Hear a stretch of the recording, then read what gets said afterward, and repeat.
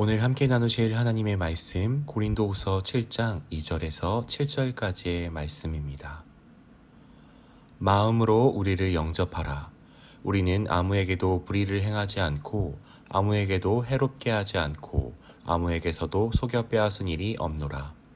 내가 이 말을 하는 것은 너희를 정죄하려고 하는 것이 아니라 내가 이전에 말하였거니와 너희가 우리 마음에 있어 함께 죽고 함께 살게 하고자 함이라. 나는 너희를 향하여 담대한 것도 많고 너희를 위하여 자랑하는 것도 많으니 내가 우리의 모든 환난 가운데서도 위로가 가득하고 기쁨이 넘치는도다. 우리가 마게도냐에 이르렀을 때에도 우리 육체가 평안하지 못하였고 사방으로 환난을 당하여 밖으로는 다툼이요 안으로는 두려움이었노라. 그러나 낙심한 자들을 위로하시는 하나님이 디도가 옴으로 우리를 위로하셨으니 그가 온 것뿐 아니요 오직 그가 너희에게서 받은 그 위로로 위로하고 너희의 사모함과 애통함과 나를 위하여 열심 있는 것을 우리에게 보고함으로 나를 더욱 기쁘게 하였느니라. 아멘. 사람들은 사람과 사람 사이에서 그 관계 가운데서 큰 기쁨을 얻기도 하고 때로는 상처와 아픔을 받기도 합니다. 교회 가운데서도 관계의 상처의 모습이 있습니다. 특히 오늘 말씀 가운데서는 바울이 자신이 개척한 고린도 교회로부터 오해와 적대적인 태도를 받음으로 아픔과 상처가 있었지만 그것을 위로하시는 하나님에 대해서 말씀하고 있습니다. 바울과 고린도 교회 가운데 하나님께서 어떻게 일하시는지를 우리가 말씀을 통하여서 살펴보길 원합니다.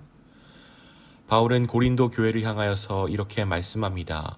2절의 말씀, 마음으로 우리를 영접하라. 이 말씀은 앞선 고린도후서 6장 11절과 13절 말씀과 연결되어 있습니다. 고린도인들이여 너희를 향하여 우리의 입이 열리고 우리의 마음이 넓어졌으니 너희가 우리 안에서 좁아진 것이 아니라 오직 너희 심정이 좁아진 것이니라. 내가 자녀에게 말하듯 하노니 보답하는 것으로 너희도 마음을 넓히라. 이 말씀을 연결하여서 고린도 교회가 바울과 동역자들을 향하여 마음을 열 것을 요청합니다. 바울은 고린도 교회에게 왜 이런 요청을 했을까요? 고린도 교회가 바울을 오해하고 있었기 때문입니다.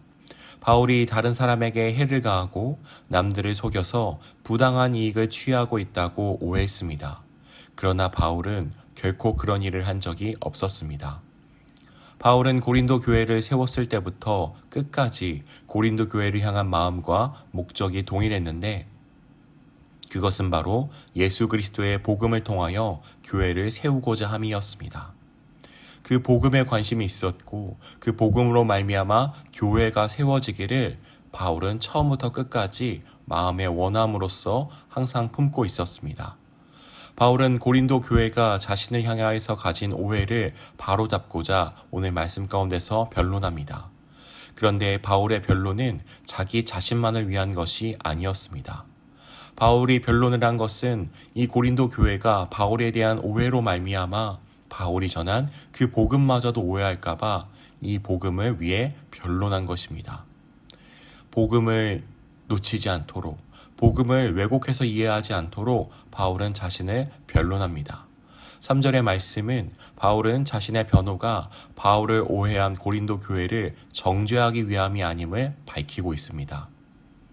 바울과 고린도 교회는 서로 상관없는 사이가 아닙니다. 예수님 안에서 한 교회입니다.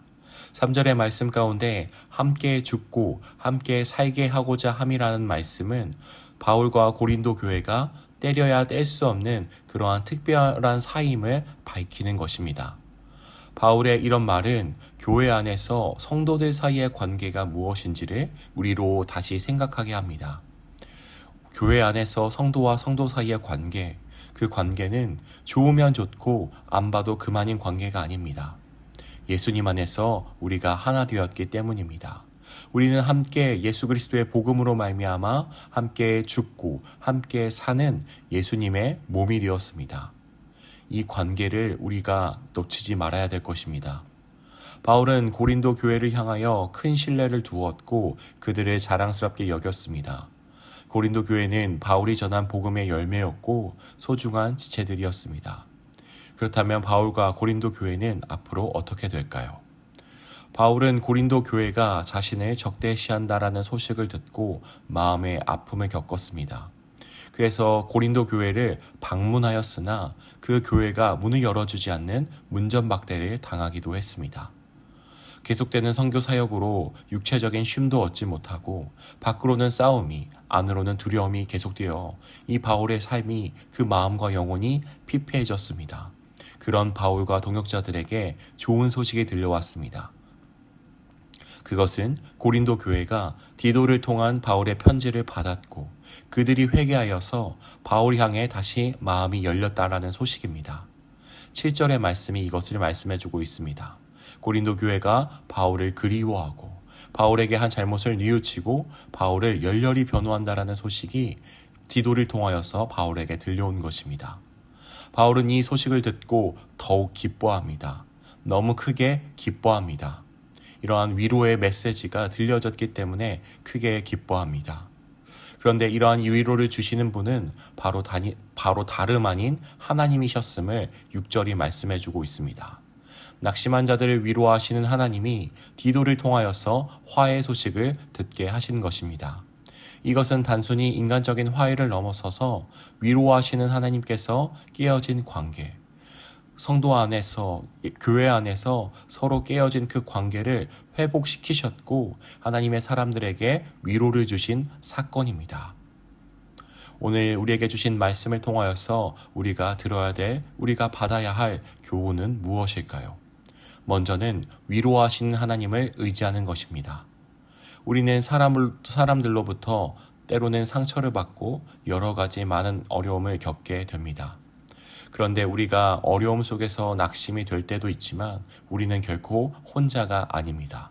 바로 하나님께서 함께 하시기 때문입니다. 우리와 함께 하시는 하나님, 낙심한 자들을 위로하시는 하나님이 계심을 기억하기를 원합니다. 위로하시는 하나님을 의지하여 하나님이 주시는 참된 위로를 경험해야 할 것입니다.